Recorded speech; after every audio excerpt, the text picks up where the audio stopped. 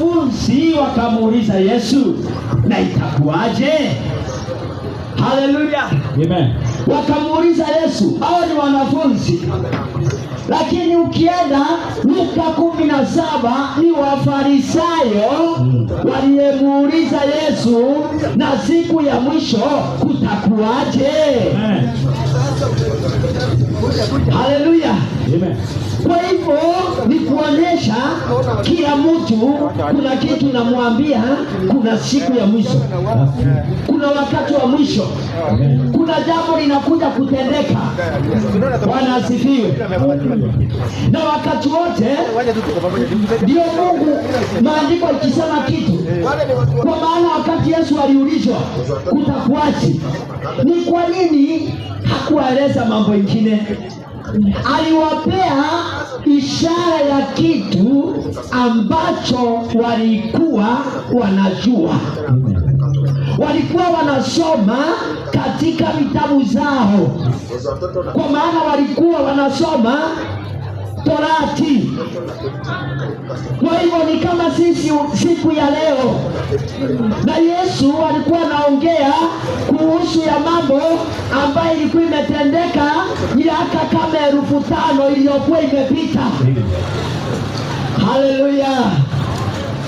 Na Yesu pale anarudia, anapeana ishara na mambo ambayo ilitendeka miaka 5,000 iliyokuwa imepita. Haleluya.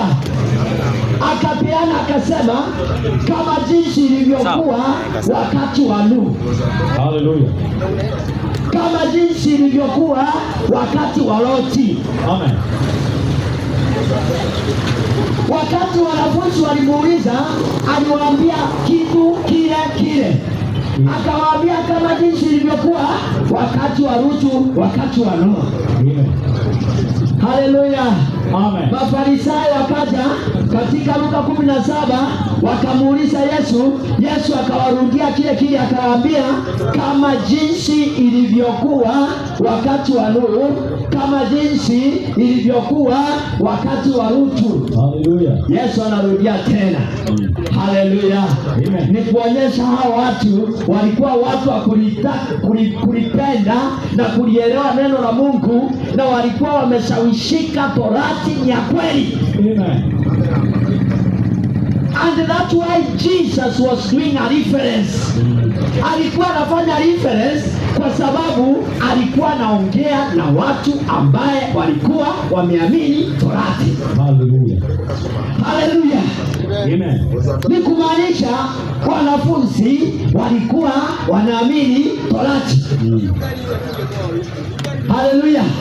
Ndio alikuwa kutoka kwa Torati, kwa maana walikuwa wanaiamini. Akaja kwa wanafunzi akawasomea, akawaambia, kwa maana walikuwa wanaamini hakika ile imeandikwa kuhusu Loti ilikuwa ni ya kweli, na kwa maana sio historia, si story, ni historia. Unajua kuna maana ya story na historia. Historia ni kitu ambayo ilitendeka. Haleluya. Historia ni kitu ambayo ilitendeka, mambo ile ilitendeka jana, ile mkate ulikula jana, ile mambo uliongea jana, hiyo ni historia. Lakini story ni kitu ya kuunda tu. It's an imagination. Ati kulikuwa na mtu ambaye alikuwa na pembe 10, hiyo ni imagination. Haleluya. Lakini sasa kuna historia, na Yesu wakati aliulizwa hii mambo aliwasomea historia. Haleluya. Amen. Amen. Na Yesu aliwasomea historia iliyokuwa imepita miaka 5,000. Sisi historia yetu ya Yesu iko na miaka 2,000 yake, na bado watu hawaiamini, bado watu wanaitoa makosa, bado watu wameibandilisha. Haleluya. Lakini historia ile Yesu alisoma kwa Luka 17 na Mathayo 24 ilikuwa ya miaka 5,000. Wakamuuliza sasa, itakuwaje? Akawaambia kama jinsi ilivyokuwa wakati wa Noa. kama jinsi ilivyokuwa wakati wa Lutu, ndio itakavyokuwa. Haleluya. Kwa hivyo kwa njia nyingine Yesu alikuwa anawaambia msisumbuke sana. Haleluya. Alikuwa anawaambia msisumbuke sana, kwa sababu mkiona historia ya Lutu, mkiona historia ya Noa ikijirudia, mjue wakati umefika, muda uko tena. Haleluya. Lakini siku hizi sijui hata kama watu wanaamini. Wao walikuwa wanasomewa Torati, walikuwa wanaiamini, ndio Yesu akawasomea. Sasa sijui jioni ya leo tukisoma New Testament, tukisoma mambo ya mitume na kitabu cha Luka na Mathayo, sijui kama mtaamini. Haleluya. Haleluya. Lakini wana wa Mungu wanaamini, kwa maana wanajua ilitendeka, kwa maana wanajua Yesu alisema, kwa maana wanajua ni kweli. Haleluya. Lakini kuna watu wanatilia maandiko shaka, lakini wale hawako wanatilia maandiko shaka, walikuwa wanaijua ni kweli, na wanajua hiyo kitabu nilikuwa ya kweli. Amen. Na mambo ile ilikuwa imeandikwa ni ya kweli. Haleluya. Yakawaambia kama jinsi ilivyokuwa wakati wa Nuhu, kama jinsi ilivyokuwa wakati wa Lutu. Lakini sasa tukiongea hiyo mambo, Yesu alikuwa anasema usisumbuke sana. Ukitaka kujua, angalia historia ya Lutu ndio utakojua. Angalia historia ya Noa vile kulivyokuwa. Haleluya. Na Biblia inaendelea kusema, walikuwa wakikula na kukunywa. Amen. Walikuwa wakioana na kuolewa. Amen. Haleluya. Haleluya. Walikuwa wakikunywa na kukula. Walikuwa wakiuza sukuma na spinach na watermelon. Si wao wa kwanza kuuza, wakati wa Nuhu ilikuwa inauza na tutaendelea kuuza. Na Biblia inasema hawakuacha kuuza mpaka siku ile Noa alipoingia katika safina. Amen. Kwa hivyo hiyo kitu iliwatoa kwa soko kama hii ni mgurumo wa radi, na matone ikaanza kuanguka, ndio walianza kutoroka. Kwa maana wakati wa Nuhu hakukuwa mvua, ilikuwa inatoka juu, maji ilikuwa inatoka chini, mimea inamea. Kwa hivyo hawakuwa wamewahi kuona mawingu na wasikie radi na waone matone ikitoka juu. Haleluya. Amen. Haleluya. Kwa sababu Mungu wetu kila wakati akitaka kufanya jambo anamtuma mtu. Haleluya. Anamtuma nabii. Amen. Amen. Anamtuma mtu, anamtuma mwanadamu nabii. Amina. Haleluya. Amen. Na wakati mwingine akija ataongea ile mambo umezoea sana. Haleluya. Amen. Ndio macho yako. The carnal mind, the Bible says the carnal mind cannot understand the things of God. Hallelujah. Hebu eleze kwa Kiswahili. The carnal mind cannot understand the things of God. Akili za kimwanadamu haziwezi kuelewa mambo ya Mungu. Akili za kimwanadamu, mabishano, reasoning, haiwezi. Kwa hiyo tunataka kuona mambo ya mangapi? Kama Yesu anasema kama jinsi itakavyokuwa, hebu tuchunguze mzuri. Yesu alikuwa anasema nini? Kwa maana kuna kitu alikuwa anasema. Amen. Kwa maana tukiangalia wakati wa Lutu kuna kitu moja. Yes. Kulikuwa na kujenga safina. Haleluya. Amen. Kulikuwa na kujenga safina. Haleluya.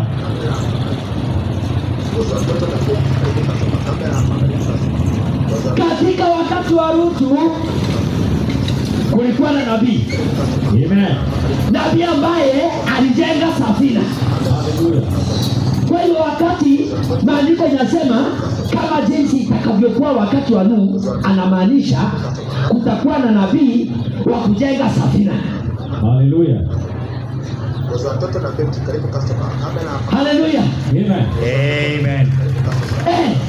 Kwa maana watu wakiangalia wanaonanga tu mambo ya Nuhu ikiongewa, wanaona kuoa, wanaona kuolewa, wanaona kukula, Amen. wanaona kujenga, wanaona hii mijengo tu. Watu wa kimwili wanaona mijengo, wanaona kuoana, wanaona kukula.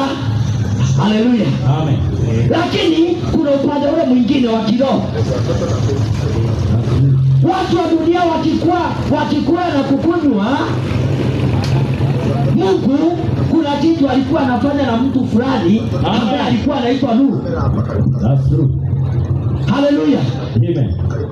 Kwa hivyo ukisomea mambo ya Nuhu, usiangalie tu mambo ya kukula na kukunywa. Ndio pasa wenu wa kiubini atakuambia mambo ya kupata mbegu ya kukula na kukunywa, watu wa kiroho, watu wa kimwili. Amen. Lakini ukiangalia upande mwingine, kulikuwa na nabii, kulikuwa na safina. Hallelujah. Haleluya. Sikizani mzuri. Yesu anasema kama jinsi ilivyokuwa wakati wa Noa. Na unajua wakati wa Noa nini ilitendeka? Mungu alitoka mbinguni akaja, akashuka. Hallelujah. Mungu hakutuma malaika. Sikizeni. Haleluya. Amen. Wakati maandiko inasema kama jinsi ilivyokuwa wakati wa Nuhu, Mungu alishuka yeye mwenyewe. Biblia inasema na wakati kabla mvua kunyesha. Hallelujah. Haleluya. Glory. Kabla ya hukumu, Mungu hakutuma Mikaeli. Mungu hakutuma malaika yeyote. Haleluya. Amen. Mungu hakutuma Mikaeli. Mungu hakutuma malaika yeyote. Alikuja yeye mwenyewe. Amen. Haleluya. Amen. Alikuja yeye mwenyewe akafunga ile safina. Kwa hiyo wakati maandiko inasema kama jinsi ilivyokuwa wakati wa Nuhu, usione tu kukula na kukunywa na kuoana. Hapana, si hata uone Mungu alishuka yeye mwenyewe na safina. Na kama tuko wakati wa mwisho, si ujiulize huyu Mungu sahi yako wapi? Amen. Na safina iko wapi? Amen. Haleluya. Hallelujah. Lakini siku hizi tuko na makanisa inaunga helikopta kama wakati wa Nuhu. Wakati wa Nuhu, wakati Nuhu alikuwa anajenga safina, nao wakataka kujifanya manabii, wakawa manabii wa uongo. Na ndio Biblia inasema wakati wa mwisho manabii wa uongo watakuwa, kwa maana wakati wa Nuhu kulikuwa na manabii wa uongo. Hallelujah.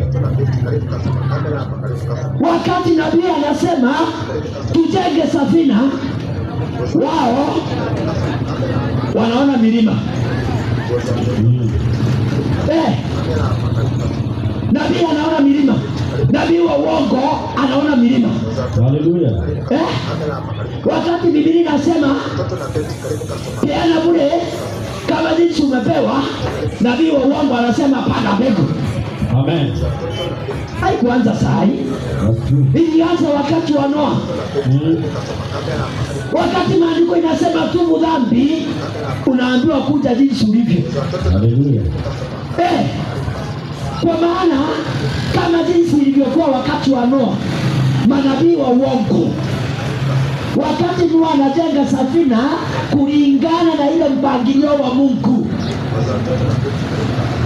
Haleluya. Hallelujah. Kulingana na ile mpangilio wa Mungu. Amen. Kulikuwa na wachungaji wengine huko, na tunaambiwa waliangusha nyumba ya juu ya Nuhu,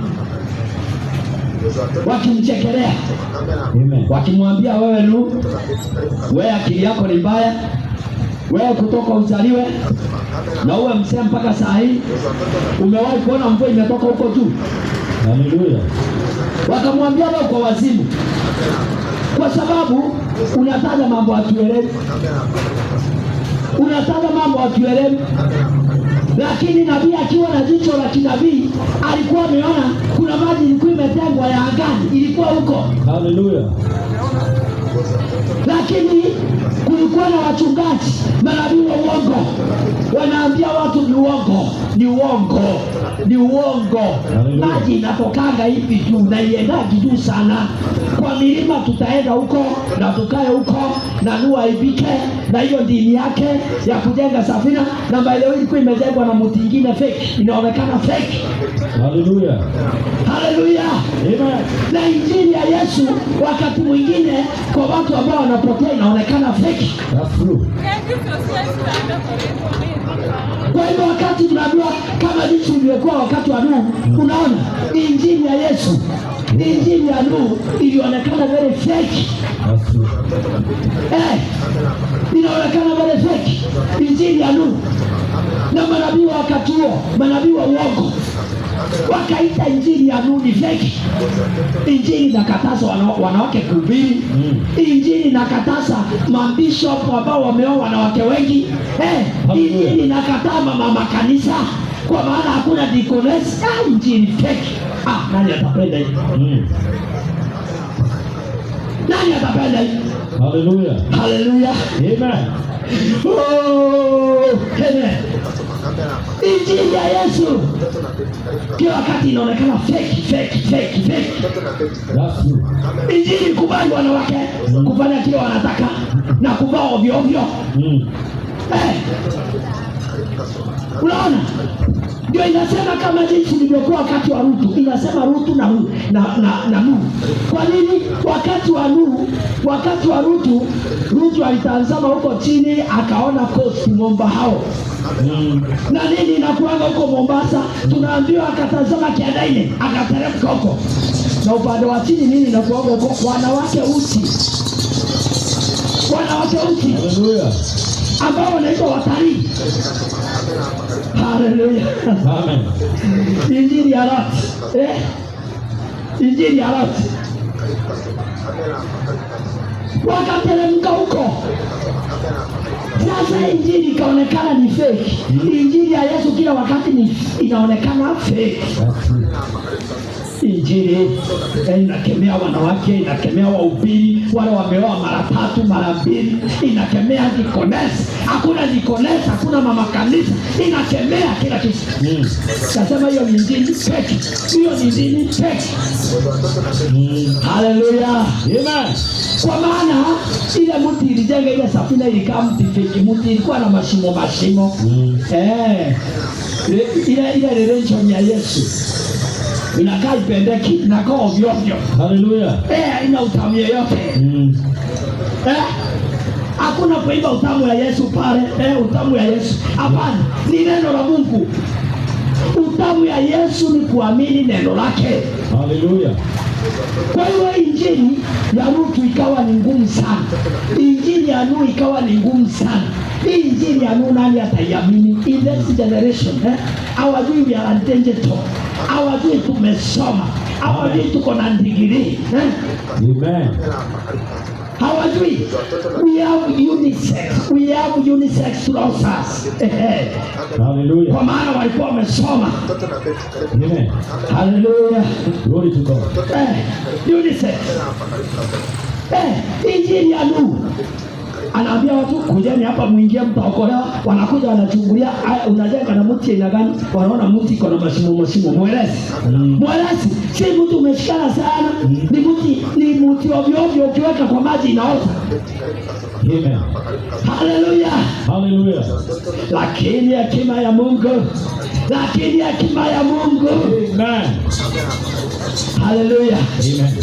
Sasa tunaona ya kwamba wakati Mungu anasema, wakati Yesu anasema, kama jinsi ilivyokuwa wakati wa Nuhu, kama jinsi ilikuwa wakati wa Lot. Yes. Tunaweza kuangalia nini? Tunaona ile mambo ilikuwa inatendeka pale. Unaona kama wakati wa Rutu, masoga. Na sasa hivi tuko na masoga. na makanisa, mpaka hata juzi niliona kanisa ingine yetu kubwa tunaipenda sana. Sasa huyu jamaa wetu mkubwa amesema hakuna shida, John na Kamau wanaweza oana. John na Kamau wanaweza oana. Haleluya. Na Lydia na Wangare wanaweza oana, bwana na bibi. Na ni kanisa kuu sana. Mimi sijui, ndio wewe ndio unajua jina lake, mimi sijui, lakini ni kanisa kuu sana. Haleluya. Amen. Injili ya Rutu ikija ikisema stop that, there is judgment that is coming. Na Mungu kila wakati anatuma mjumbe, anatuma mjumbe wa kuja kuambia watu hukumu inakuja. Na akituma mjumbe, mjumbe anaeleza watu jinsi ya kuepuka hiyo hukumu. Wakati Rutu alikuja, wakati Noa alikuja, akasema, Mungu amesema yoyote uwe wa kanisa gani ama gani, wewe sijali ukiwa wa kanisa gani. Akasema sijali wewe ni wa dini gani, lakini Mungu amesema muingie kwa safina. Amen. Kwa nini kwa nini tuingie kwa safina? Yaani wewe unataka tu kutufanya wewe watu wa kanisa lako, yaani unataka wewe akawaambia hapana, hii Mungu amesema, si mimi. Ati Mungu amesema. Wewe ni wewe peke yako unasikia kutoka kwa Mungu. Hata nabii wetu alisema tuwe na helicopter church. Amen. Haleluya. Sasa mhubiri wetu ametuambia tutaokolewa na helikopta. Haleluya. Kwa hivyo wewe hii kanisa lako, hii safina yako ya mwelezi, mti ambao huwezi fanya chochote. Hii kanisa lenu, wanawake hawatahubiri, wanawake hawatavaa marongi, wanawake hawatafanya nini? Sasa hiyo kanisa, sasa tunaenda kufanya nini? Mtafanya kila Lydia alikuwa anafanya katika kitabu cha Matendo ya Mitume. Amen. Yes. That said, wakati maandiko yanasema kama jinsi ilivyokuwa wakati wa Nuhu. Amen. Kama jinsi ilivyokuwa wakati wa Rutu. Kwa hivyo wakati wa Rutu, Mungu kila wakati anataka kuokoa watu. Wakati kuna hatari, wakati kuna hukumu, Mungu anawatumia mjumbe. Amen. Na huyo mjumbe anawaeleza njia ya kuepuka hiyo hukumu. Haleluya. Wakati wa Nuhu, Mungu akamtuma Nuhu. Amen. Haleluya. Haleluya. Amen. Wakati wa Nuhu, Mungu akamtuma Nuhu. Na wakati alimtuma, akumtuma kuja kumwambia aambie watu milango ya kitchen itafunguka. Sikiza, kama ule milango ile mjini ya milango ya kitchen na kuna spina kila mahali unanunua unaweka kitchen. Milango ya kitchen, milango ya kwenda Amerika. Hapana. Huyo nabii hakutuma kuambia watu milango ya kwenda Amerika. Hapana. Alituma kuambia kuna hukumu na njia ya kuepuka hukumu ndio hii. Haleluya. Haleluya. Amen. Haikuwa sasa milango ya kwenda Amerika, milango ya kwenda Europe, milango ya kwenda Germany, milango ya kwenda Switzerland. Na unafikiria Switzerland na Germany na US huko ni mbinguni? Si mbinguni. Haleluya. Amen. Na wahubiri wanahubiri milango ya kufunguka ya kwenda Amerika. Lakini huyu nabii hakutuma kuambia watu hivyo. Ati utabarikiwa kazi yako itakuwa kubwa. Unaona, ulikuwa unaendesha pikipiki, sasa utaendesha Mercedes, ukitoka kwa Mercedes uende kwa Opta. Wakati nabii alitumwa hakuambiwa hivyo, alikuja kusema ya kwamba kuna hukumu na njia ya kuepuka hukumu ndio hii. Amen. Mungu amesema tutengeneze safina. Na Mungu atengenezangi safina. Mungu akikwambia kitu amani awatishi, akaambia Lot specific, akamwambia ni mti aina fulani. Hallelujah. Hallelujah. Amen. Akamwambia ni mti aina fulani. Sikiza. Na mtu yote amesikia kutoka kwa Mungu tutamjua. Mtu yote amesikia kutoka kwa Mungu tutamjua. Hallelujah. Nuhu akaambiwa hii safina yako hautajenga vile unataka. Sasa shida ya watu wale tuko nao sahihi, wanataka kujenga hii safina na vile wanataka. Hallelujah. Hallelujah. Oh, amen. Amen. Sasa mwingine mwigaji, kuna mwingine mwigaji akaenda akatengeneza safina yake, lakini akasema huyu mtu haelewi, hakusikia mzuri. Sasa tunapaswa kutengeneza na chuma tuchomelee. Kwani unafikiria hii mambo ya chuma imeanza sasa? Akasema mtu kisafu, kama kuna safina we can make a better one, tunaweza tengeneza safina better. Biblia inasema mtu alikuwa anaenda siku 2-3 anaachana naye, anakuja kutengeneza yake. Anasema sasa ile ya Lot ile ya Nuhu si mzuri sana, ametengeneza na mweresi ni mti ovyo. Kwa hiyo mimi niko na kemfa, niko na mruga ambaye iwezi kuoza. Kwa nini Nuhu anatengeneza na mti aina hii? Lakini Biblia inasema Mungu aliambia Nuhu tengeneza na hiyo mti. Tengeneza hiyo. Kwa hiyo Biblia wakati inasema kama jinsi ilivyokuwa wakati wa Nuhu. Sasa angalia vile watu wameanza kujitengenezea dini zao. Dini. Amen. Dini ambaye wanawake ndio wahubiri, na Biblia inasema hakuna mwanamke mhubiri, hakuna mwanamke bishop. Hakuna. Amen. Wewe endelea tu, lakini siku moja mvua itakuja. Amen. Hata ukikasirika, hiyo ni kweli, siku moja utajua. Hallelujah. Watu wanaambanianga utajua ujui hauko unajua, lakini ulijua ukakataa. Hallelujah. Hallelujah. Amen. Walikaa hapo wakasema haya, huyu haelewi kile anafanya. We can make a better religion than that one of Nuhu. Tunaweza kuwa na dini bora kuliko ile ya Nuhu. Wamama wetu wanaweza kuvaa vile wanataka, si midru. Hallelujah. Na ndio wanaimba pale kanisani. Amen. Si midru, na wanaimba pale. Ilikuwa hivyo wakati wa Nuhu, si sasa imeanza. Kwa hivyo kanisa letu si la kwanza, lakini ujue ya kwamba ile gharika ilipokuja wote na ili ujue ya kwamba tayari mmeanza kugongwa na matone ya gharika. Ndio huyo mchungaji wenu ako na watoto 5 nje, amedunga wasichana 5 mimba kanisani. Hiyo ndio dalili ya gharika, hiyo hukumu inakuja. Kwa maana ulijenga mahali makosa. Umejenga na mti makosa. Amen. Au fuati maandiko. Maandiko ikisema na wanawake wavae nguo za kujistiri, Mungu si mjinga. Amen.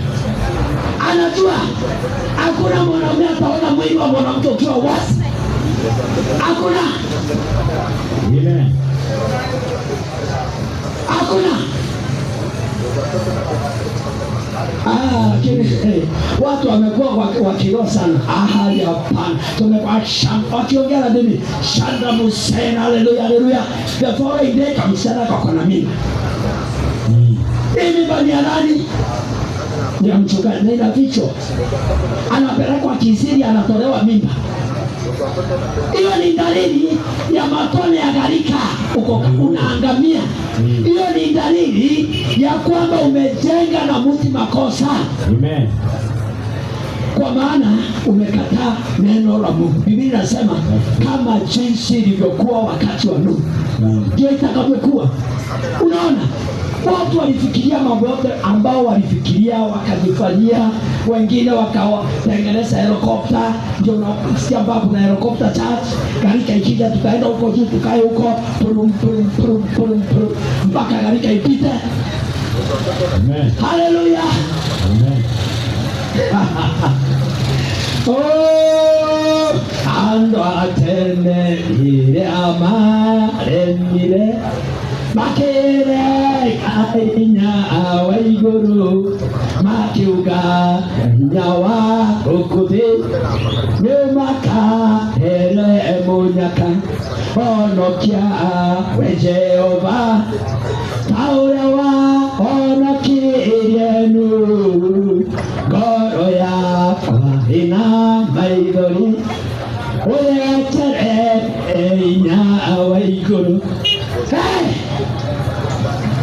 Walikuwa smart kama jinsi tulivyo asubuhi ya leo, jioni ya leo.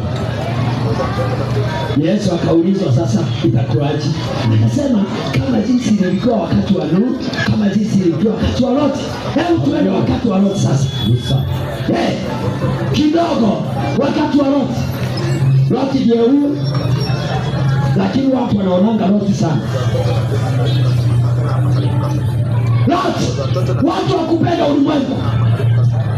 Wakati maandiko inasema kama jinsi ilivyokuwa wakati wa Lutu. Siuone hiyo, watu wakupenda ulimwengu. Ibrahimu akamwambia sasa mambo inaanza kuwa mbaya. Unaona? Kanisa lako na kanisa langu hatuelewani. Wewe chagua pale utaenda. Haleluya. Haleluya. Na Mungu jioni ya leo, uwe mwanamke, uwe mwanamume, Mungu amekupea chaguo jioni ya leo. Amekupea chaguo jioni ya leo. Wewe ndio utaamua utachagua hukumu ama utachagua uzima wa milele. Amina. Ukichagua neno la Mungu, uzima wa milele. Haleluya. Haleluya. Amen. Ibrahimu akamwambia, sasa wewe ndugu yangu, hatuna haja ya kubishana.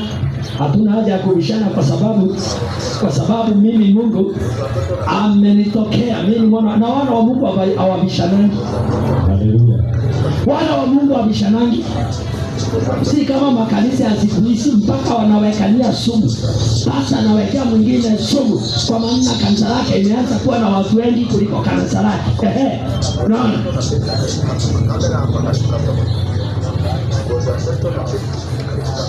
Ibrahimu akaambia Loti, sasa Loti, wewe tunaona hii mambo iendeki. Unajua ni kwa nini? Biblia inasema hatuwezi kuingiliwa pamoja nila na wasioamini. Loti alikuwa ndugu wa Ibrahimu lakini alikuwa msiamini.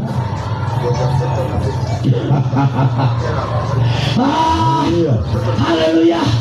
Na wakati mwingine Mungu akitaka kutembelea anakutenga na watu wa kutokuamini. Amen. Anakutenga.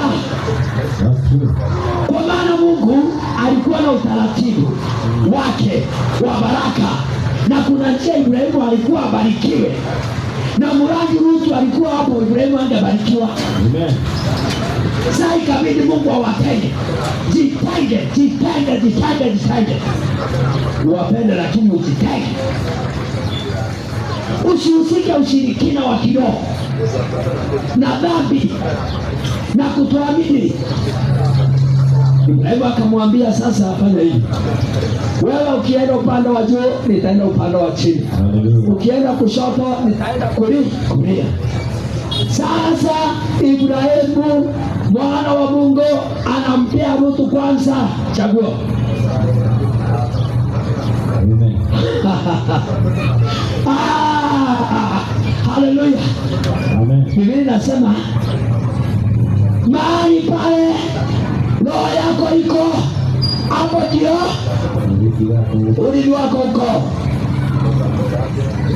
Mahali pale roho yako iko, hapo ndio urithi wako uko. Kwa hivyo mke wa Lutu akaangalia, ambia Lutu, mimi siwezi kukaa maisha ovyo ovyo na kuendaga tu kanisa ya kina Abraham. Kanisa za Abraham ambaye asiruhusu wanawake kuhubiri, ambaye asiruhusu wanawake kuvaa vile wanataka. Sasa wewe Rutu ukiniangalia mimi na unaona mimi nakaa kama mke wa mmea, mimi nakaa mke wa mmea na unataka mimi niende huko mimi nikae kanisa la Ibrahimu, kanisa la kuchinja kondoo hapa? Hapana. Twende New York, twende New York, twende New York, twende Nairobi City. Haleluya. Kamwambia twende California. Kwa maana alikuwa superstar, celeb. Ajabu siku hizi tuko na wahubiri celeb, wahubiri celebrities, atu wahubiri. Umewahi sikia wapi nabii wa Mungu ambaye ni celebrity? Haleluya.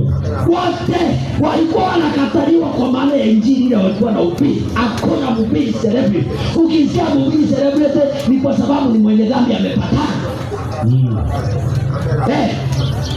Kama ulizo wanawake kuja kanisani, wanaume walevi, wanaume asherati, wanaume ametundika wasichana 10 mimba, na yeye ndio dikoni wa kanisa. Kwa maana ako na pesa, ako na gari kubwa, akija anatoa pesa. Sasa huyo ndiye anakaa hiyo tumbo kwa kiti.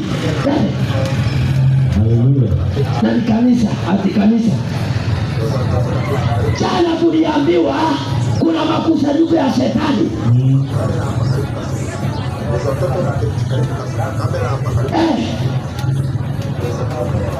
Kanisa, watoto wakifanyiwa DNA utashangaa.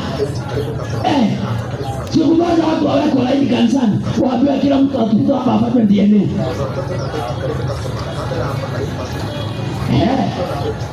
Kwa vile huyo jamaa ako na pesa mingi, Sasa angalia, mchungaji akiangalia naona yule jamaa hapa. Kuna 500,000.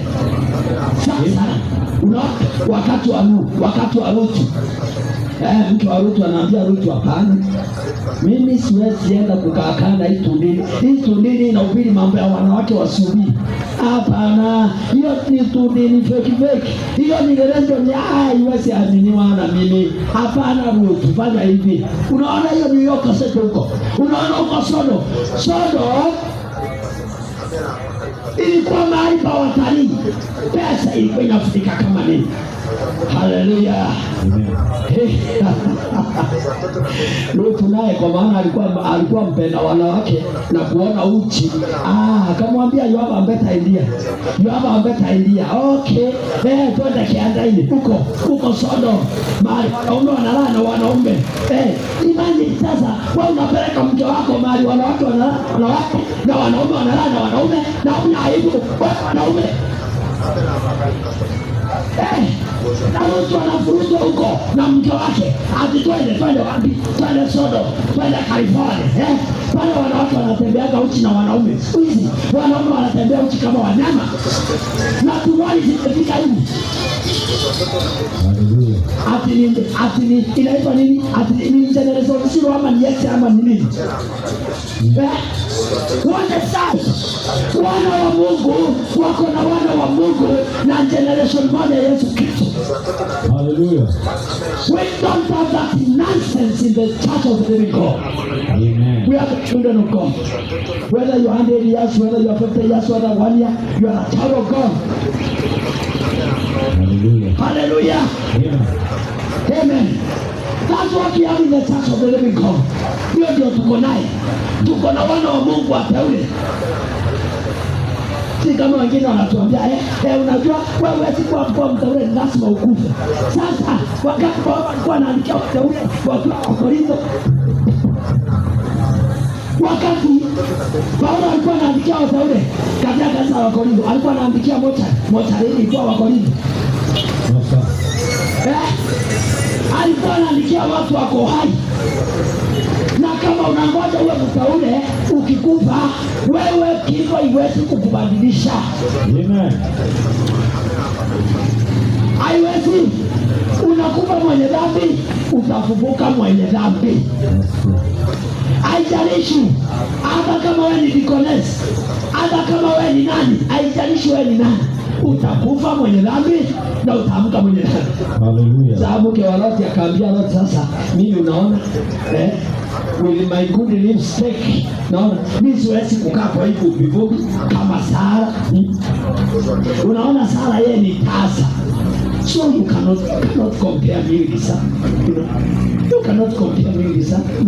My son is in US, my son is in California. Kiburi, na watu wamejaa kiburi kama jinsi ilivyokuwa wakati wa Lutu. Watu wamejaa kiburi. Sasa anaangalia huko chini. Imagine mwana wa Mungu anaangalia pale wanawake wako uchi wakijiita watalii, anataka kwenda huko. Akiamka asubuhi anakondolea, akiamka asubuhi anakondolea, na ni mwana wa Mungu. Haleluya. Sasa wakati Mungu wa Yesu anasema kama jinsi ilivyokuwa wakati wa Lutu, anamaanisha hivi. Wakati makanisa inaenda Sodoma, sikizani, wakati makanisa inaenda Sodoma, wakati na kwenda Sodoma ni hao wanawake mweka kanisani wako uchi na wanaume vijana ati Gen Z wanavaa suruali zimefika huko. Sasa wanaimba ile wimbo inaitwa aje? Na kisuruali kimefika hapa. Sasa ndio inaimba ati sasa unaona sasa upusi wa dada unajua na kanisani. Wakati kanisa imeenda hiyo Sodoma ya hiyo ujinga yote. Haleluya. Kulikuwa na Ibrahimu mahali fulani akiongeleshwa na Elohim.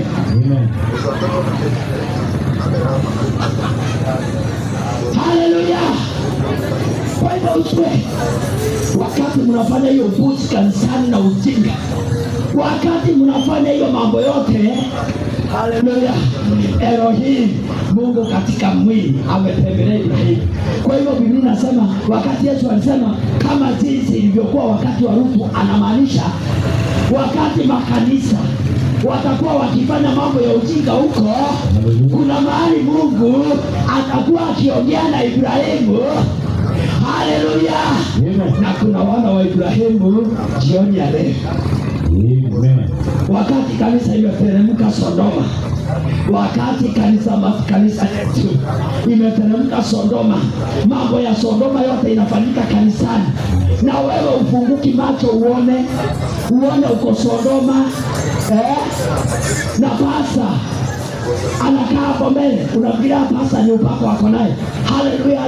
Na ni watu wamekuja wamekaa hapo kiti ya mbele wako uchi. Haleluya. Ya pasa naye ni mtu anabaki mbele, ni mwanaume yoyote, mwanaume kibogoyo. Biblia inawaita wachungaji maumbo iwezi kubweka. Tusomee Zaburi aliko. Ni maumbo hayawezi kubweka, lakini sisi jioni ya leo ni umbo ambao tunaweza kubweka. Tunabwekea hiyo ujinga na ushetani kanisani. Toka Sodoma. Amen. Haleluya. Kama jinsi ilivyokuwa wakati wa Lutu. Lutu akaangalia Sodoma. Haleluya. Akaona huko ni kuzuri. Kulikuwa na wanawake warembo. Wanawake walikuwa uchi.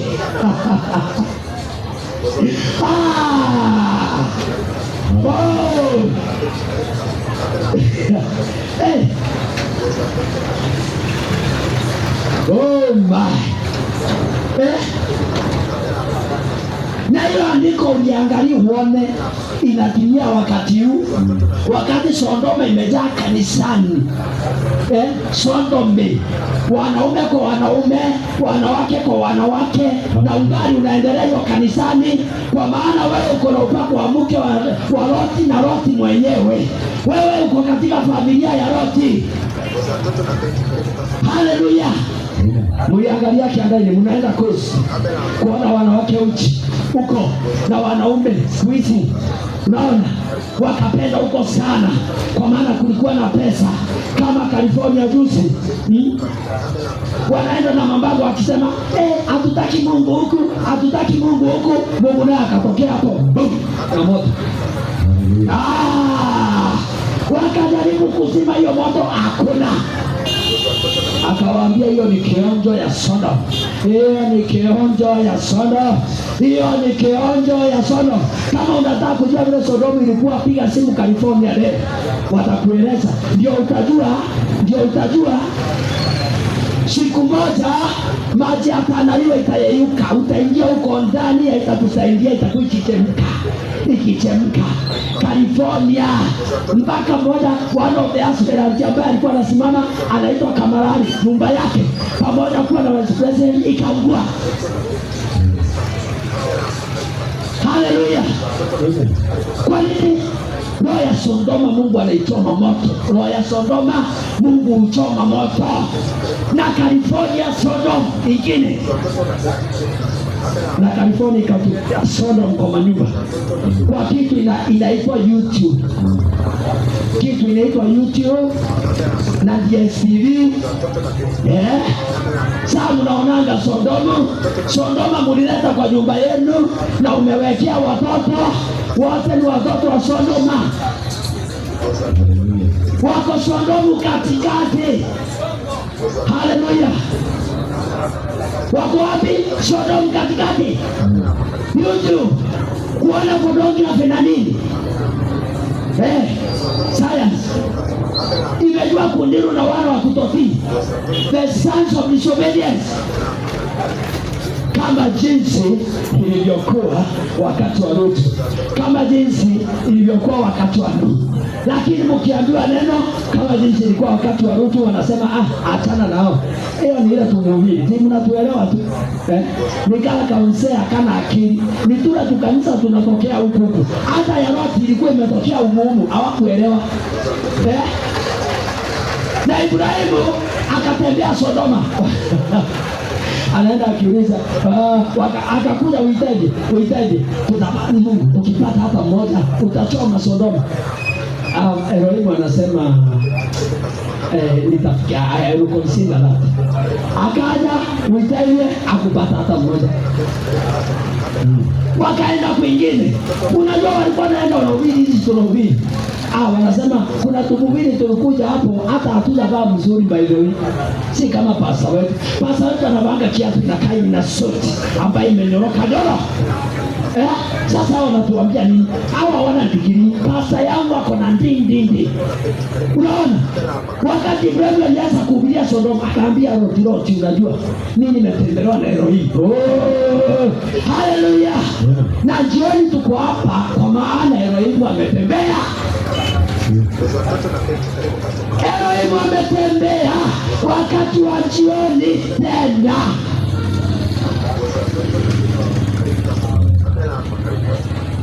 Elohim, kwa maana mliambiwa ya endile. Kama mko endile, naulizanga wewe uliambiwa enda uliza mhubiri wako hivi ya endile. Where is Matthew 24:7? Kama tuko anytime, where is Luke 17? Andika. Kama tuko wakati wa mwisho, wapi? Malaki 4:5. Kama tuko wakati wa mwisho, wapi Ufunuo 17? In the days of the voice of the seventh angel, all the mysteries of God, siri zote za Mungu. Na Biblia maandiko inasema, unajua ni kwa nini? Kwa sababu hiyo Ufunuo 17 inaonyesha kwamba Lutu, Noa alitumwa kwa ajili ya hiyo kizazi, na ndio Mungu hawezi kuleta hukumu kama hajatumia mtu wa kuwaonya.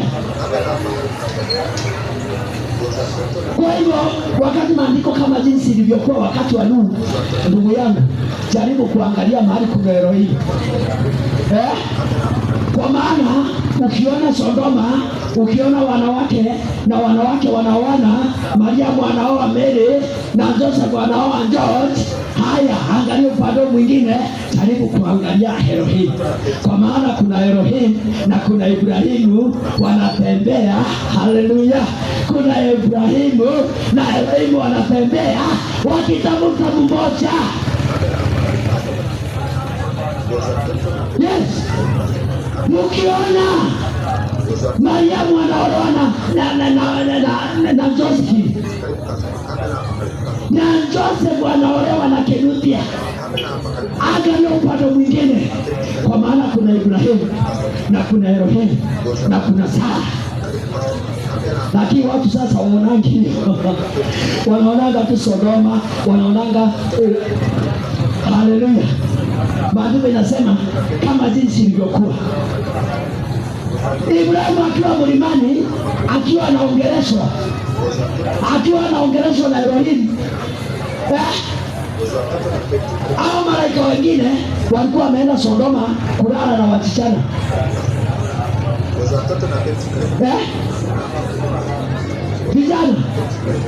Vijana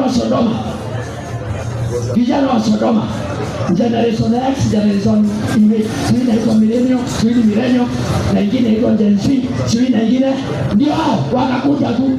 Loti anawaambia niko na wasichana bikira, niko na wasichana bikira. Wanasema hapana, hatutaki bikira, sisi tunataka hao jamaa au wanaume wameingia. Haya, siku ya leo tunaambiwa na watu wa kanisa, hao watu walizaliwa hivyo, walizaliwa ati wao washoga, ni shoga, walizaliwa wawe homosexual. You are making God to be a fool. Unafanya Mungu kuwa mjinga. Kama jinsi ilivyokuwa wakati wa Lutu, wakati wa Nuhu, wakati Mungu alifunua neno lake akasema kuna mvua itakuja, wakaona ni upuzi na ni ujinga, wakihubiria injili ya kweli, ubatizo wa kweli hawataki. Nisikia jana hapa mkiambiwa kuhusu ubatizo wa kweli ili uende mbinguni, utaki. Unaambiwa acha kuenda uchi, kwa maana Mungu atakuhukumu wewe. Unakataa, kwa maana basa wako waseme hivyo. Kama jinsi ilivyokuwa wakati wa Lutu, kama jinsi ilivyokuwa wakati wa Nuhu, ndivyo itakavyokuwa. Watu wenye vichwa ngumu, wasiompenda Mungu,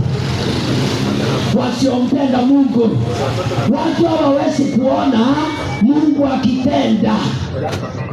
Hawawezi kuona wakati wa Sodoma, kwani kulikuwa na Lutu, kulikuwa na Ibrahimu. Hawataki kutafuta mahali Ibrahimu yuko. Hiyo injili ya kina Ibrahimu, hiyo ya Sara, hiyo Sara kukakaanga hapo tu, kukakaanga hapo nyuma ya tent. Sisi siku hizi tuko na equality. Women of wanawake wanaitwa aje? And the men of sijui what, kuna vile wanajiita. Unaona, unajua huyu Lot, Mungu alitenga Lot na Ibrahimu, kwa maana Lot alikuwa amefunza Ibrahimu tabia mbaya ya kuendanga mtaa jioni. Haleluya! Ya kuendanga mtaa, wanaume wa kwenda mtaa wakati wanapaswa kuwa na familia zao na vijana, kueleza vijana tabia mzuri. Wanaume wanakuja nyumbani saa 6 usiku wamelewa, alafu wanaanza kusema watoto wameharibika. Wewe ndio umeharibika, si watoto hawajaharibika. Wewe ndio umeharibika mbele. Wakati ulipatana na huyo Loti, akakufunza kuendanga kusurura kwa mitaa.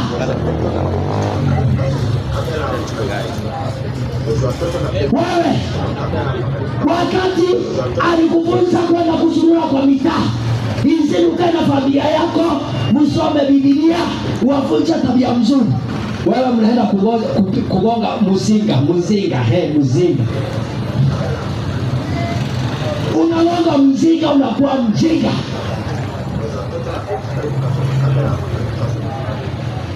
Haleluya. Na Loti alikuwa amefunza Ibrahimu tabia mbaya, na Mungu akamwambia shamba letu aseo ili ikubariki. Na Mungu jioni anasema jitenge na kutoamini, jitenge na dhambi, jitenge na kukataa neno la Mungu. Ukiambiwa ubatizo ni katika jina la Bwana Yesu Kristo, useme amen, kwa maana ukikataa itasimama. Bana pasa wetu si alienda theology, amesoma, ako na degree, ako na masters, sasa ni doctor of divinity.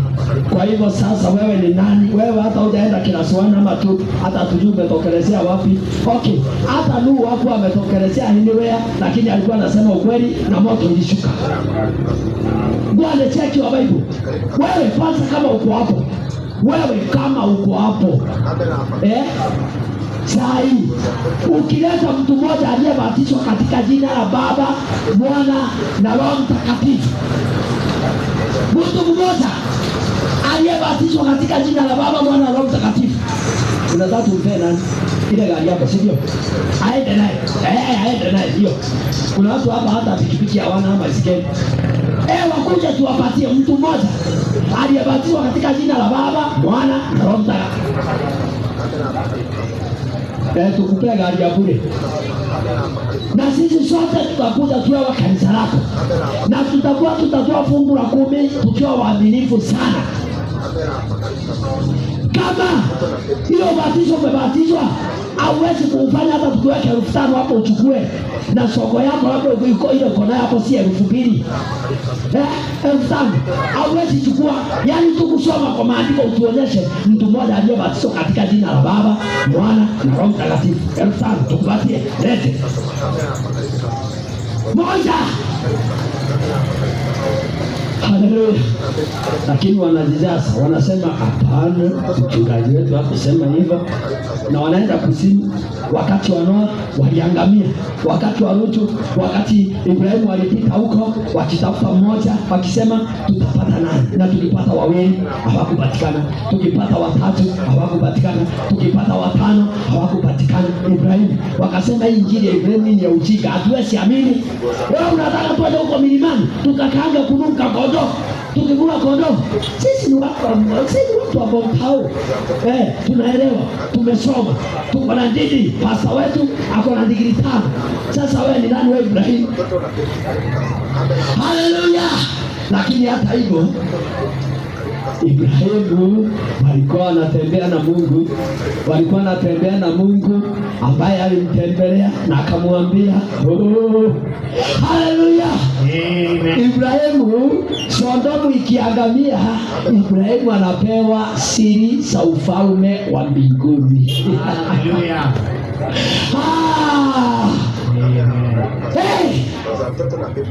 Sodomu ikiangamia, Ibrahimu anapewa siri za ufalme wa mbinguni. Mkipandishwa mbegu ya Briteni, Ibrahimu ako mahali na Elohimu akipewa siri za ufalme wa mbinguni. Haleluya. Haleluya.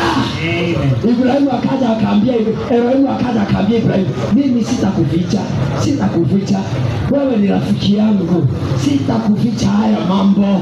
Kwa maana alikuwa rafiki ya Mungu, alikuwa mtu aliyependa Mungu, aliyekuwa mtu aliyependa neno, mpaka Mungu wakati Lutu ameenda Sodoma, wakati makanisa imekuwa Sodoma, saa hii tuko hapa, kuna watu Mungu Elohimu anawapea siri ufalme wa mbinguni. Na ndio tunaambia wewe ubatizo wa kweli ni katika jina la Bwana Yesu Kristo.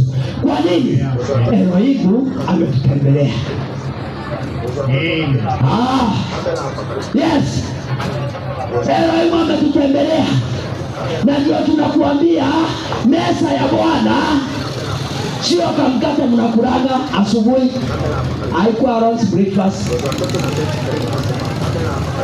haikuwa kiamsha kunywa, haikuwa kiamsha kinywa, haikuwa lunch,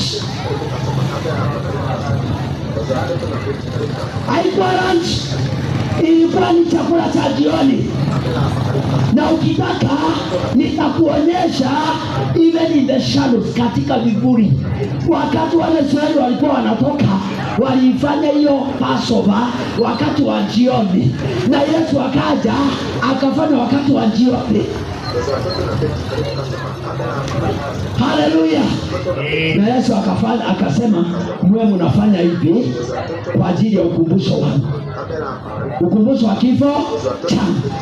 Kwa hivyo kuna watu hawakumbuke kifo cha Yesu, wanafanyanga sarakasi zao na hawawezi kula lunch table kwa maana watakufa. Ndio unaona wanakula lunch, breakfast na lunch, kwa maana hiyo Mungu hana shughuli naye, hata hayuko hapo. Lakini kama wewe umedungwa wasichana 5, wewe ndiko, wewe pasa, wewe ni jamaa kijana wa kanisa, so leader, wewe wasichana 5 umeweka mimba kanisani, ndio unaona uwezi kufanya lunch table, lunch supper uwezi, kwa maana ukifanya utakufa kama Anania na Safira. Hamwezi kufanya hiyo. Ndio sasa ili msukume mnafanya lunch breakfast and lunch lunch, lakini sapa hamwezi, kwa maana mtakufa. Haifanyagi na wenye dhambi. Alafu mkienda kukula ile mkate mnaweka bofu. Hiyo mkate ilikuwa mkate sio tatu. Mnasikia? Na mkimaliza mnatawazana miguu. Mbona mnakulaga mkate lakini miguu mtawazanangi? Yesu alifanya nusu. Yesu alisema fanyeni hivi. Amen. Nyinyi mnafanya nusu. Kukula tu mkate saa 7. Haikuwa lunch, ilikuwa 7. Haikuwa breakfast. Ndio sasa tunajua hiyo maneno, kwa maana tumetembelewa na Elohim. Haleluya. Tumekataa kwenda Sodoma. Amen. Na kanisani kwetu hao vijana wa masuruali umefika huku, ile inaimba hivi, hatukuangi nayo. Ukija tunakufukuza wewe, aidha uokoke ama uende. Haleluya. Suruali imefika huku ama ati mnachezea Yesu. Mnachezea Yesu. Sodoma kanisani. Sodoma. Mungu ana wajukuu, my friend. Mungu ana wajukuu, ako na watoto, ako na wana. Wakileta ujinga na watoa, kwa maana baba anachapa watoto wake. Lakini kabisa siku hizi, Mungu wa siku hizi ako na wajukuu. Mnapembeleza watoto ili waende kanisa, enda tu jinsi ulivyo, akiwa uchi unamwambia tu aende. Hapana, unamwambia utoki mlango kama hujavaa mzuri. I command you, I your mother and your father, you cannot. Hallelujah. Lakini wazazi wa siku hizi ni wazazi wa Sodoma, ni wake wa Loti na Loti mwenyewe wakiwa Sodoma. Hata Loti afadhali, hata hukumu nyingi Loti, pamoja na hiyo ujinga yote, asisi wasichana wake walikuwa mabikira. Sodoma, afilisi Loti alikuwa ameng'ang'ana, alikuwa na ile kautakatifu kwa sababu ya Ibrahimu. Afilisi alihifadhi wasichana wake, walikuwa bikira. Oh my Jesus. As the voice in the days of Lord, so shall it be. Kama jinsi ilivyokuwa wakati wa Lutu. Watu hawataki kusikia neno la Mungu, hawataki chochote. Na siku ya kesho tutaenda kuongea kuhusu Elohim aliyemtembelea Ibrahimu. Kwa maana kama kuna Loti, kuna Elohimu, na kuna Ibrahimu, na kuna Sara. Bwana asifiwe. Amina. Lakini wewe ukijua ya kwamba kama jinsi ilivyokuwa, angalia hiyo maandiko mzuri uone kama aiongee juu ya mambo ya siku ya leo. Na Bwana akubariki. Amen. Ando atene ile amare mire makere egaina waiguru makeuga inawa ukodi nyumaka deramu nakauonokia wenje ovan paurewa onokirenu ngoro yakwa ina maithori kuyaterereinya gaya kiugandura kamoyo ingeturanya na idonjuru goingu nambura yaiguru okendoke moyo gika sira uonokia when Jehovah atauniawa ondokirenu ungoro ya kwaina maidori uyetereinya Wanu wagi daidana kiugaga ucheaba adagaru urukaga anitwake yumba yonokie ekwimara karamenje oba uonokia awenje oba utauriawa onokirienu goroya koina mai koria tereinya igoro makino kakuria nakunywa Jehova akumiri ranu akimwira ingoningi nyutanyada inagu onokeche nokia when Jehova atauriawa onokirenu goroya ina maidori guru makino kakuria nakun Jehova akumiri ranu akimwe igo ningi nyutonyada binawi onokia when Jehovah atauriawa onokirienu goroya koina mai dietereinya guru arata kwariki niriai umaima avirani etirie nakare eriku kiamai no kiamwan kigitadi dagawi onokia wenje oba atauriawa onokirenu goroya koina maidori uyeterei nawe guru onokia Jehova utauriawa onokirienu goroya ina maidori uyetereinya waiguru umakino kakuria nakura Jehova kumiriranu. Hallelujah. Amen. Wakienda kukula na kukunywa, naye Mungu akampokelea Mungu, na hiyo ndio tutaongea kesho. Na Mungu akampokelea Mungu. Bwana asifiwe sana. Hebu tukaombe. Baba wa thamani, katika jina la Yesu, kwa maana neno lako ni kweli na ni amina, halijawahi kubadilika.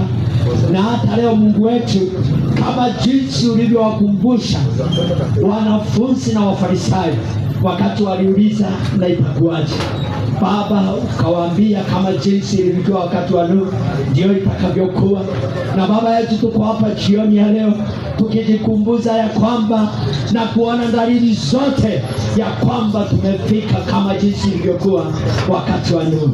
Baba, tunakuomba ukatusaidie wakati ulimwengu unapoenda Sodoma, ukatusaidie tuweze kupanda mlima pamoja na Ibrahimu kupewa siri za ufalme wa mbinguni. Baba, pokea sifa na shukrani. Ni asante kwa wasikilizaji. Baba, ulisema ya kwamba na kondoo zangu usikia sauti yako. Baba Mungu wetu, naomba wataweza kusikia, na Baba yetu yule jana tamilele, hata wafanyikazi walio mahali hapa Baba, ukawabariki, ukawaongeze kimo katika jina la Yesu.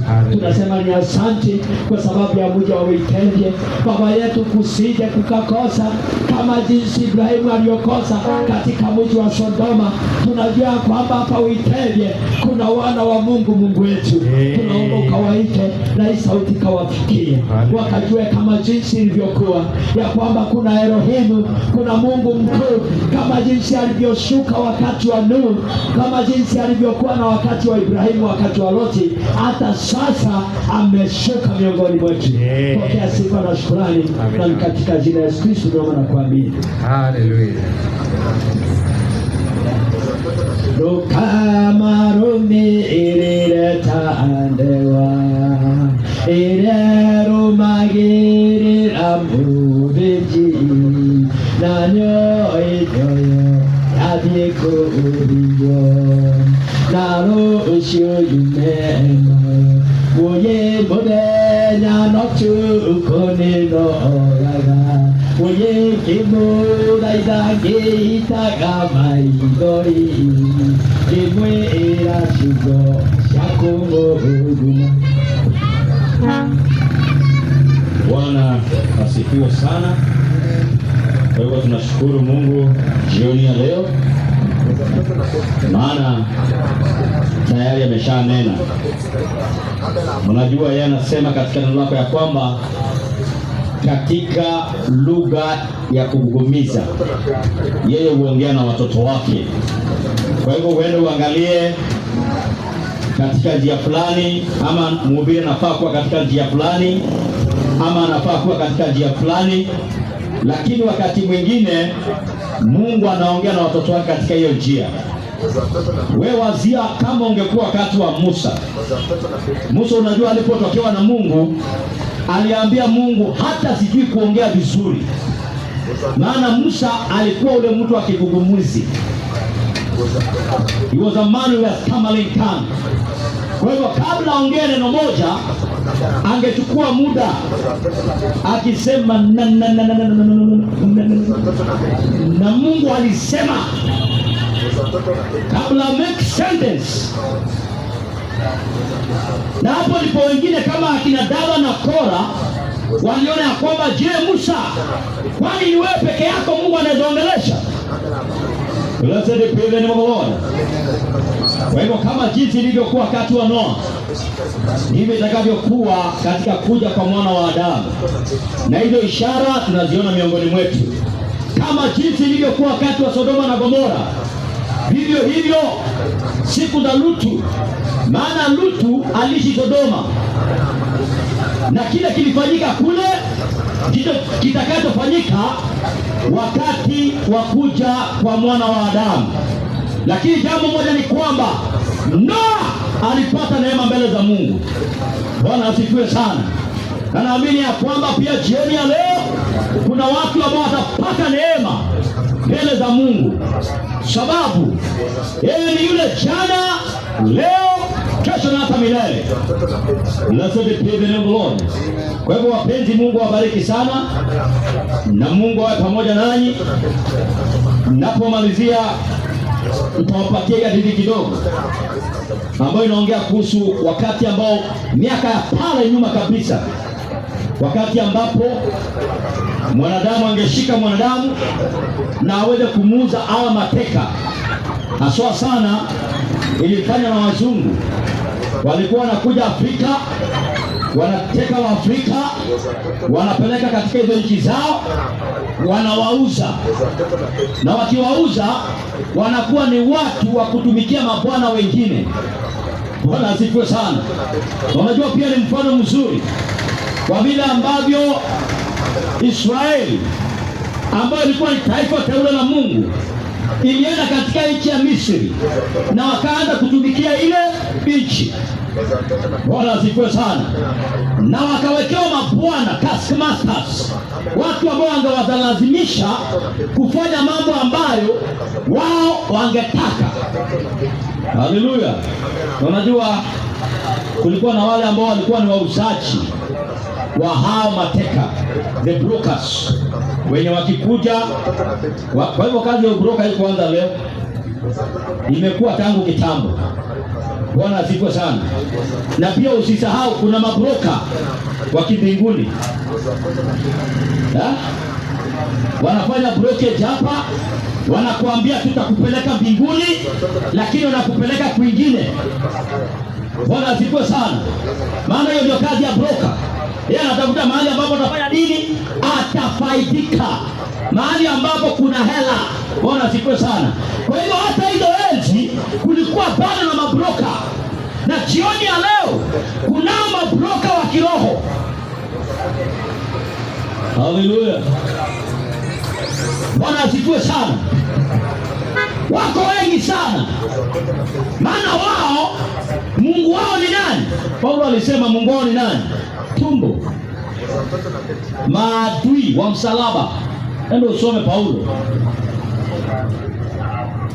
Enemies of the cross, their God is their belly, tumbo lao. Ndio maana tulisomewa jana ni maumbo malafi, makorofi ambao washibi. Bwana asifiwe sana. Kwa hivyo wakatekwa na wakapelekwa kule, na wakati mmoja kukawa kuna broka ambaye alikuwa amepungukiwa na mateka, na akaenda kutafuta katika zile plantation zilikuwa kule, wakiletwa wanamwaga wapi. Kwa hivyo wao walikuwa wanachagua yule ambaye unataka, na wangekuja wanaangalia, wanaona huyu amekasirika sana. Unajua obvious mnunuzi hawezi kanunua kama huyo. Anaangalia, anaona huyu na yeye anakaa hivi, huyu anakaa hivi, huyu anakaa hivi, na angechagua aseme nataka huyu na hule na huyo na huyo, na ule ni pesa ngapi, aambiwe pesa, alipe na wachukue. Maana hata wao wakiwa mateka hawana haki. Bwana asifiwe sana. Wangeuzwa mahali popote, na popote ambapo wangeuzwa hapo ndipo wangeenda.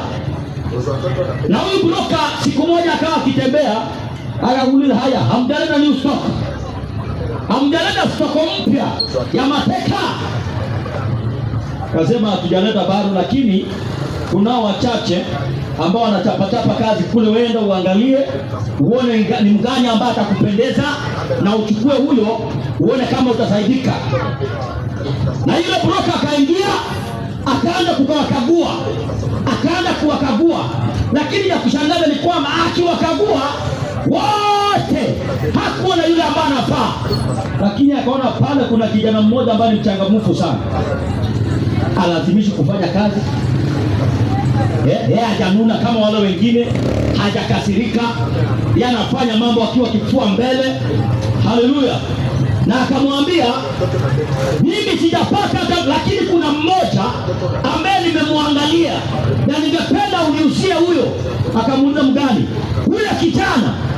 Akaambua huyo sio wa kuuza.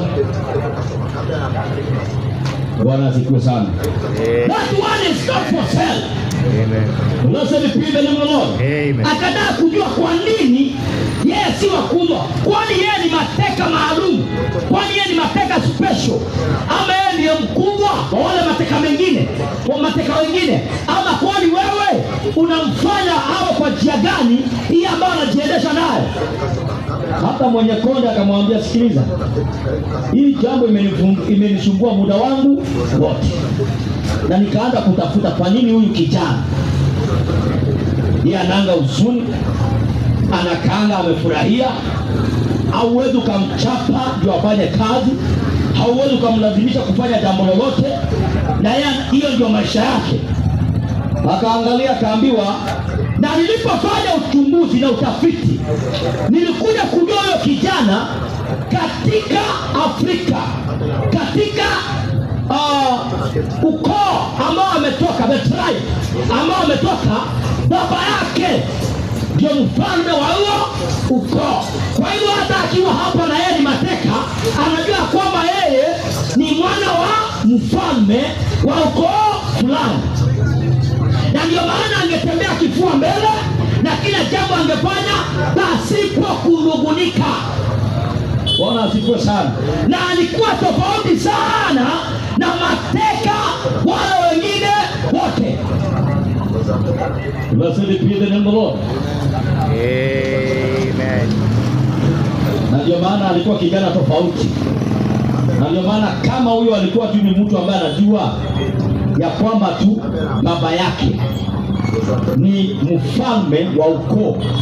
Je, kuhusu wewe ambaye baba yako ni mfalme wa wafalme, Bwana wetu Yesu Kristo, ambaye amekununua kwa dhamani kwa damu yake takatifu, na akaweka kibandiko mbele zako na akasema he is not for sale. Haleluya.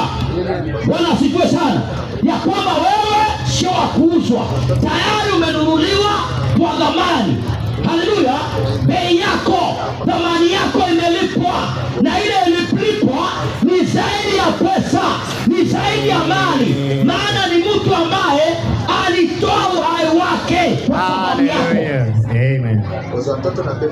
Bwana wetu Yesu Kristo, jinsi gani unafaa kutembea kifua mbele. Unajua wakati ambapo neno linahubiriwa, sio mtu wa kulalamika. Bwana asifiwe sana. Amen. Yeye anazimishi kuishi neno, maana unajua my father is the King of Kings. Hallelujah. My God is the Lord of Lords. Yeye anazimishi kuishi neno, alazimishi kufurahia neno, na alazimishi kufanya jambo lolote ambalo neno limemwagiza. Bwana asifiwe sana.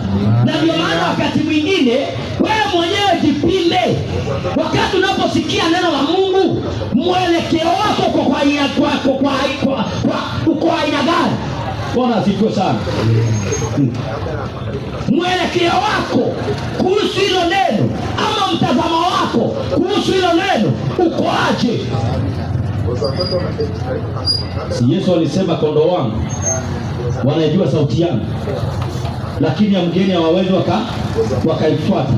Ukitaka kujua kwamba wewe ni kondoo wake, sikia kile neno linasema. Bwana asifiwe sana. Na baada ya kusikia kile neno linasema, hebu angalia utajiendesha kwa namna gani. Ndio maana akasema abarikiwe ni mtu yule ambaye hakwazi na mimi. Hallelujah. Blessed is the man who is not offended by me. Bwana asifiwe sana. Kwa hivyo watu wa Bethel tunawapenda sana. Mungu awabariki. Na kile tunahubiri hapa ni kwa sababu ya upendo. Na upendo wetu ndio ule upendo ambao ni halisi.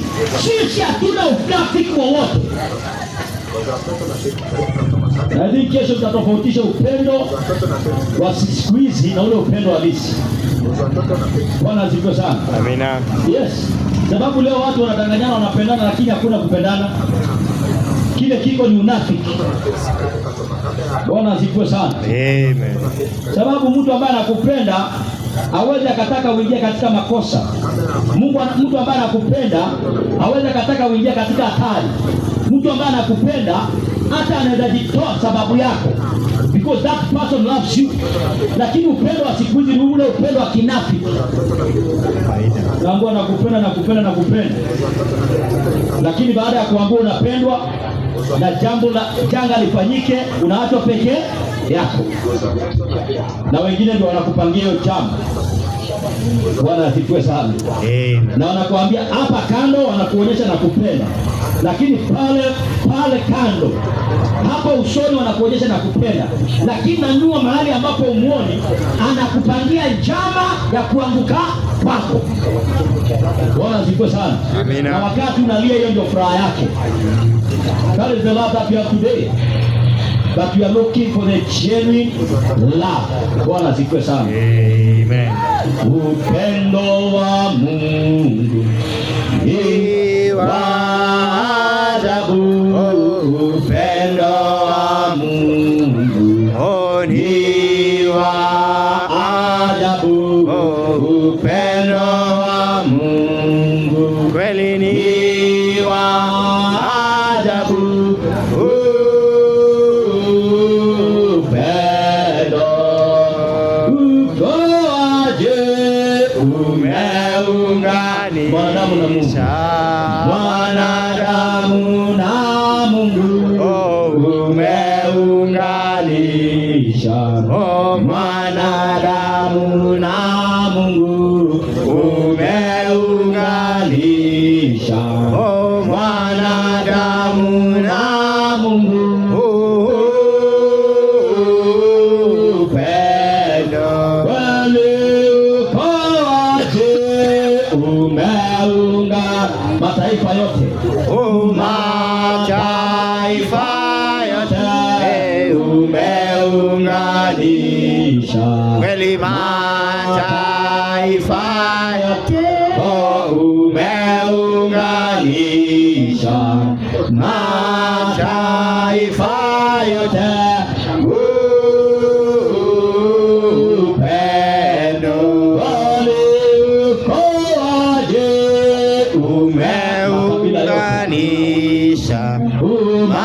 makabila yote umeunganisha, makabila yote umeunganisha, makabila yote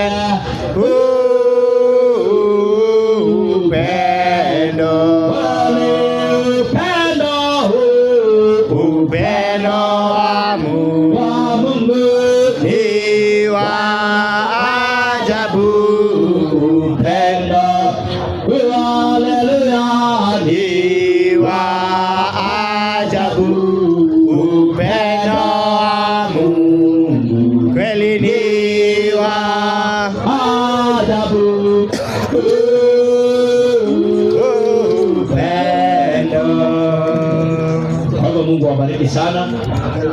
Siku ya kesho kwa neema ya Mungu tutaweza kuwa mahali hapa, tutaweza kuendelea na hii habari njema.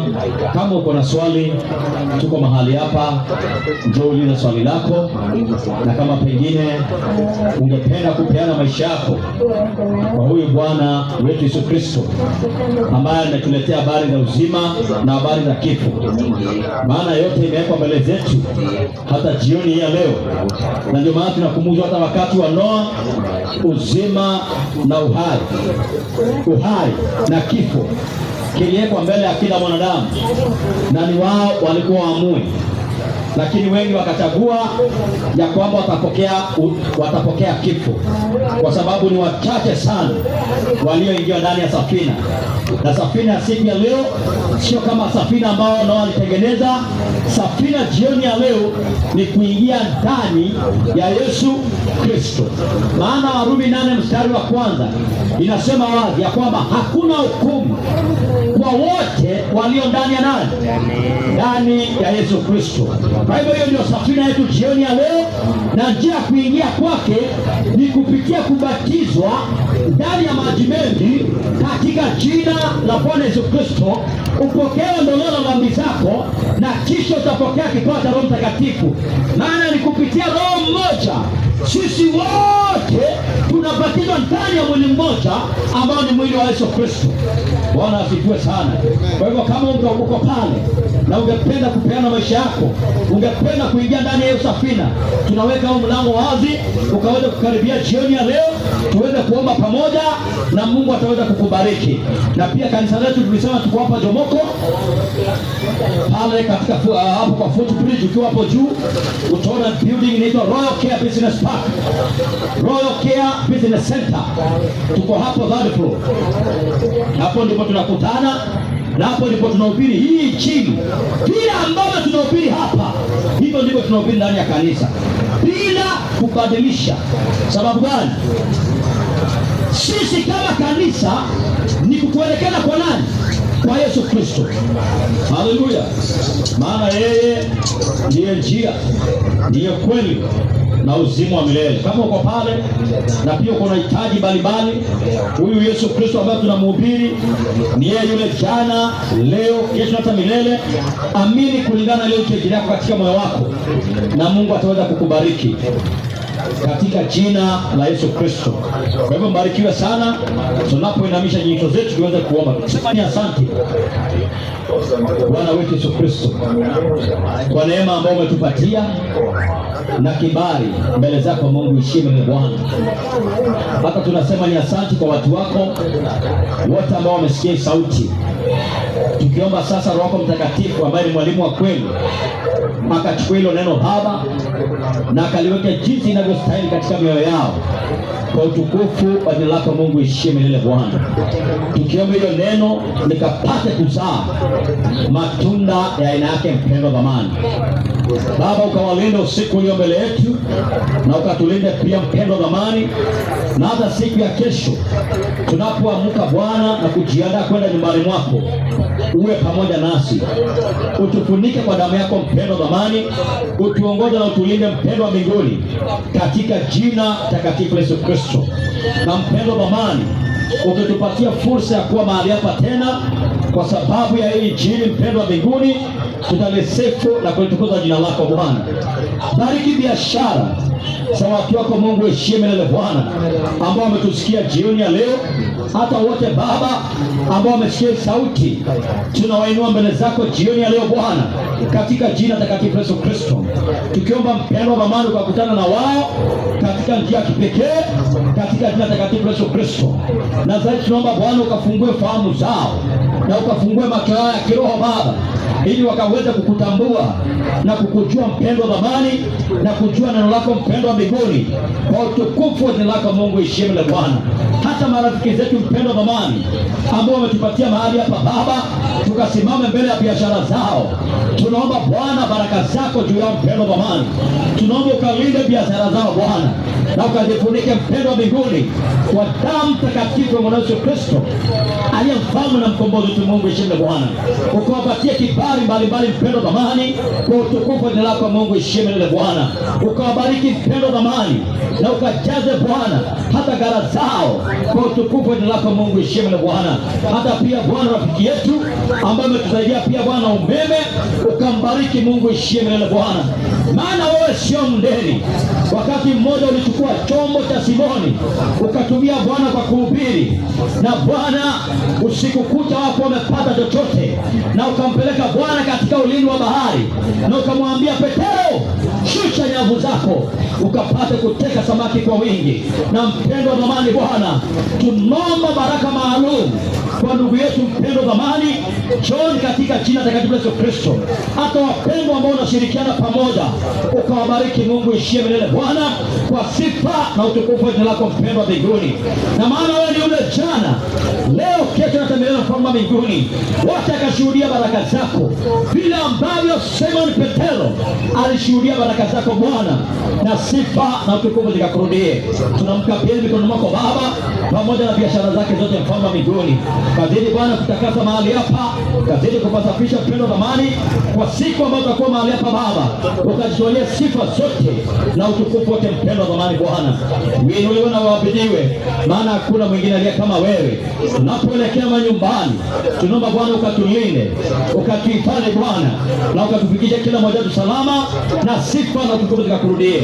Hata usiku ulio mbele yetu Bwana, tunajikabidhi kila mmoja wetu mikononi mwako Baba, uwe pamoja nasi.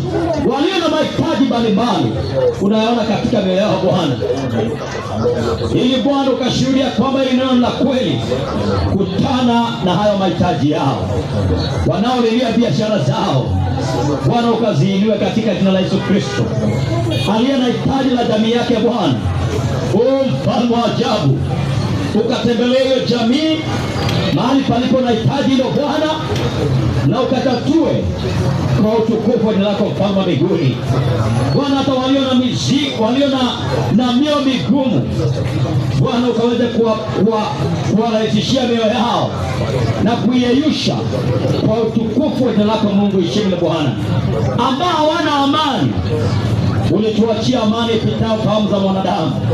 Tunaomba Bwana ukapate amani jioni ya leo na usiku kucha, kwa utukufu wa jina lako mpendwa dhamani. Bwana, tunakubariki na kukuinua, tunakuenzi maana unastahili mpendwa dhamani.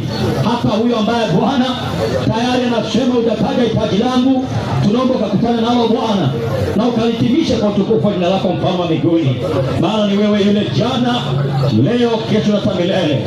Katika jina la Yesu Kristo tunaomba hizi baraka na kuamini. Amen. Mungu awabariki sana. Ukuwe na wakati mwema na jioni njema. Kama ni kwa neema ya Mungu, siku ya kesho tunaweza kuwa mahali hapa na tutazidi katika neno lake. Kama kuna swali, tunakukaribisha. Na pia kama ungehitaji wokovu pia wa nafsi yako, bado mlango uko wazi. Na Mungu awabariki.